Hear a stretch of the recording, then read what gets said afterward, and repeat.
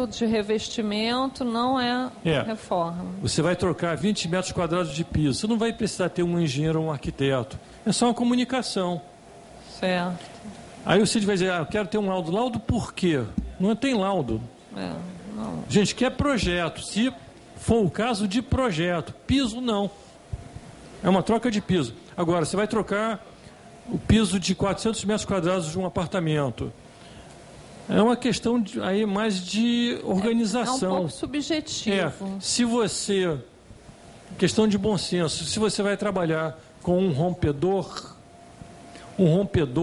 cá entre nós, não deve ficar solto na mão de um operário.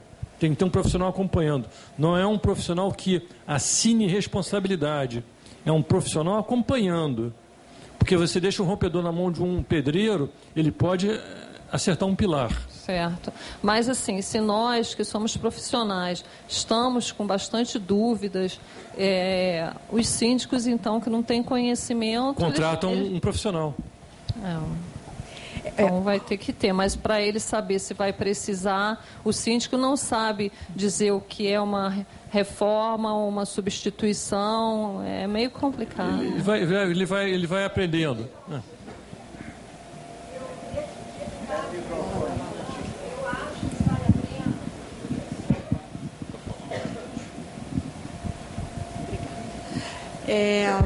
Outro dia eu fui fazer um laudo, né, lá em Ipanema, e tinha um banheiro social simples, que a proprietária estava trocando somente o piso.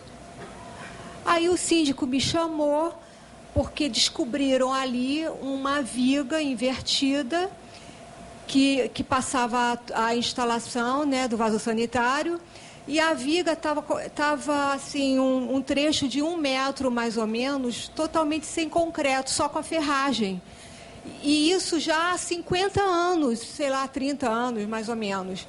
E aí a proprietária estava sem saber o que fazer com aquilo, né? E aí eu falei com ela que ela teria que chamar um profissional, entendeu? Então, quando for uma obra, até mesmo de troca de piso, ou assim, revestimento de cerâmica, piso e parede, eu acho que deve sim comunicar ao condomínio e assim acompanhar para ver se aconteceu alguma irregularidade, para passar realmente ser uma obra de uma manutenção ou uma reforma. Porque tem os imprevistos que acontecem. A ideia é a da comunicação.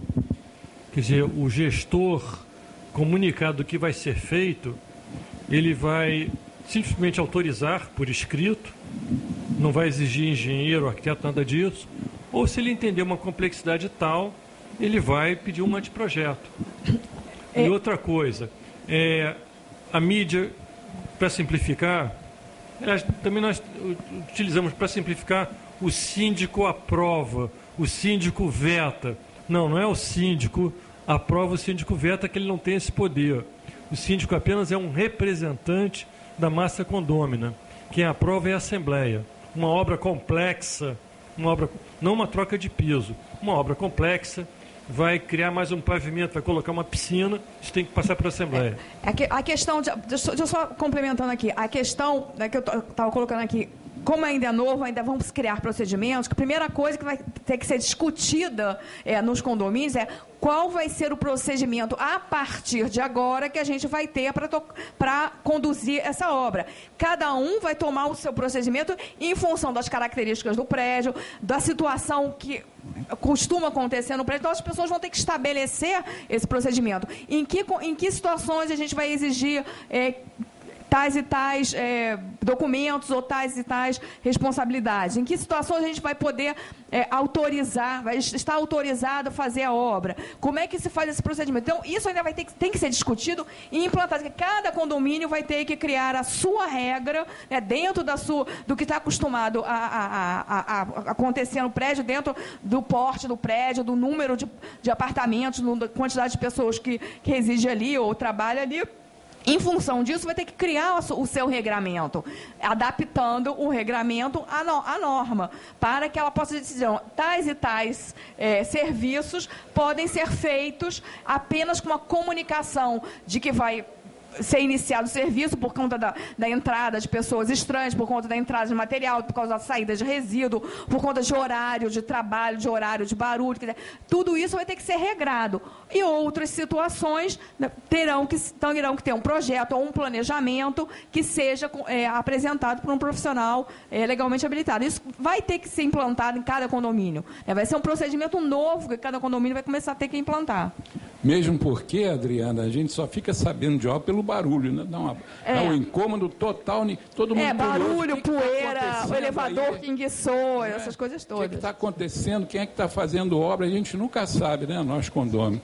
Mas aí a palavra agora é com Quintela, nosso... Ela falou que a obra houve uma viga, engenheiro Edson Machado, engenheiro eletricista.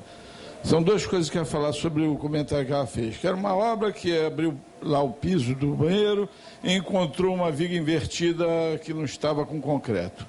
Aí o caso, a meu ver, que isso é da responsabilidade do condomínio, já que é uma estrutura do prédio. A moradora tinha que chamar o condomínio contratar um engenheiro para resolver o problema. Ela tinha que parar imediatamente, a meu ver, a obra dela, já que ali é uma parte estrutural do prédio. Exatamente isso. Como, por exemplo, na minha casa eu quero trocar lá uma válvula que está com defeito há 15 anos, eu estou pedindo educadamente há 15 anos ao meu prédio, educadamente. Fiz uma caixa externa e o prédio não faz. Aí um dia eu vou me aborrecer, vou processar por perdas e danos o prédio. Porque para me trocar a válvula num prédio que tem 60 anos, é claro que o cano que está lá na parede, provavelmente onde ela está ligada, é aquela válvula externa, né? Está podre já. Quando eu mexer naquilo, vai desmanchar a coluna do prédio, vai todo mundo ficar sem água. Sim. Eu, educadamente, estou esperando há 15 anos para fazer isso. A minha paciência está acabando, porque a coluna é do prédio, não é minha. Eu posso botar a válvula lá. Mas para me mexer, eu sei que o cano, na hora que bater ali, não vai desmanchar. Eu não uso essa válvula há 15 anos.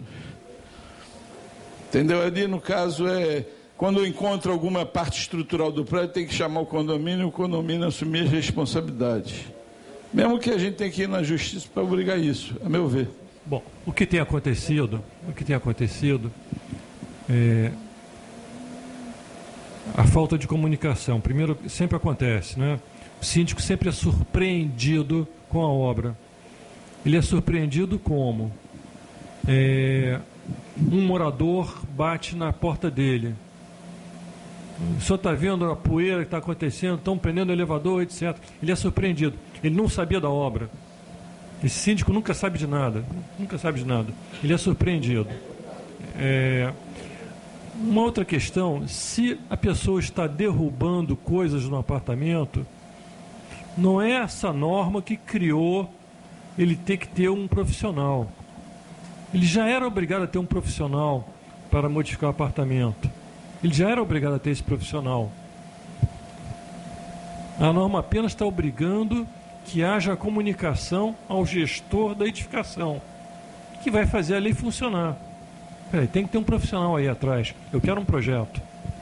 Na verdade, apenas a norma está dizendo que a gente deveria ter educação, né? Porque se você mora num condomínio, né, num domínio comum com outras pessoas, se você vai fazer alguma coisa que possa prejudicar alguém, você deve comunicar, né? Deve falar, olha, eu vou começar a fazer obra aí, vou fazer barulho, vou fazer poeira. Então, na verdade, as regras da norma são regras da boa convivência em condomínio, nada além disso. Que já deveria ser inerente às pessoas essa questão, que não é. A gente está chamando as pessoas para... vamos ter um pouquinho de civilidade na hora de utilizar aquilo que é de todos. Nosso conselheiro Quintela. Engenheiro civil, clube de engenharia. Eu estive pensando numa questão de oportunidade. Veja bem, se fizesse um cadastro, uma ficha simples da empresa que estivesse prestando serviços a um edifício e mandasse uma cópia desse cadastro, dessa ficha, para a administradora, bom, em termos do edifício, começaria uma série histórica do que foi realizado a nível global. Se foi realizado numa unidade ou outra, mas em termos de série histórica, começa a história da manutenção ou conservação do prédio.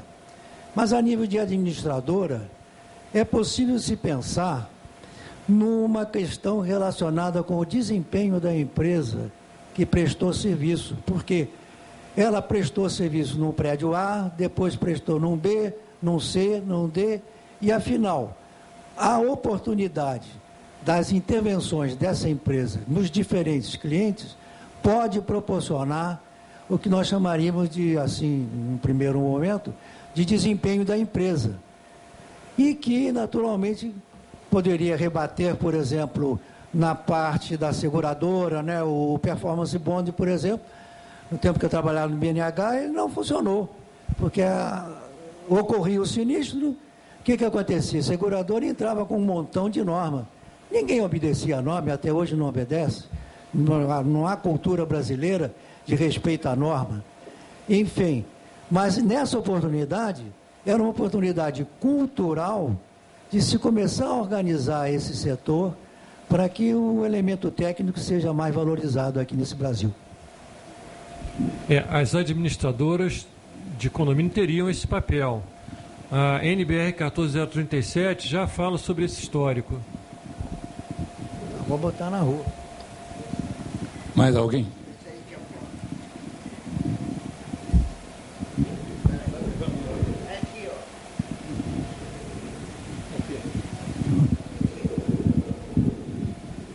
Boa noite, meu nome é Samanta, sou arquiteta. Pelo que eu entendi da norma, não traz nada novo para nós profissionais, né, que já estamos acostumados a trabalhar com tipo de reforma, né? Eu trabalho com reforma em edifícios comerciais, geralmente a gente já tem que apresentar projeto em condomínio, que já tem essa organização. É mais um alerta para os condomínios residenciais de menor porte, que eles têm que cobrar disso dos proprietários, das pessoas que estão fazendo a reforma. Perfeito. Para você só alterou uma coisa, é que você avisa ao seu cliente, seu contratante, que ele tem que avisar ao gestor. Só isso. Para quem está acostumado a fazer obra em shopping, edifício comercial, que já existem regras, não muda nada. Na realidade, é aplicar isso que já se aplica nessas edificações no residencial, porque a gente não tem registro de nada. E as pessoas, né, acabam fazendo as obras de forma aleatória. Chamam um amigo do porteiro para fazer a obra, e fica tudo sem controle. Marcelo, Tribunal Regional do Trabalho, Primeira Região. Há alguma lei que esteja vinculando essa norma para ela ter começado agora de 18? Alguma lei municipal, estadual, não, federal? A própria lei? A ABNT, quando ela publica uma norma, ela estabelece uma data de início. Por exemplo, a norma de desempenho, quando ela foi publicada, a ABNT estabeleceu, a partir de tal data, ela é válida. Qualquer norma, a ABNT estabelece a data de entrada em vigor. Ela publica e estabelece a data de entrada em vigor. Há uma lei, Código de Defesa do Consumidor, que estabelece que é vedado colocar no mercado produto ou serviço em desacordo com as normas. Hoje não. Boa noite, meu nome é Lúcia Santos, sou gestora de obras civis, analista técnica do Ministério Público Federal. Pelo que eu percebi, a norma ela tem transversalidade com outras normas e com outras legislações. A minha pergunta existe já alguma articulação política ou algum encaminhamento para que se torne uma legislação também, a exemplo do que foi feito com a autovistoria, embora a autovistoria não tenha partido de uma norma técnica? Eu, particularmente, não vejo necessidade, porque obra de modificação tem que ter projeto. E tem que ser projeto por um profissional legalmente habilitado. Isso já é lei federal. E antiga, muito antiga. Né?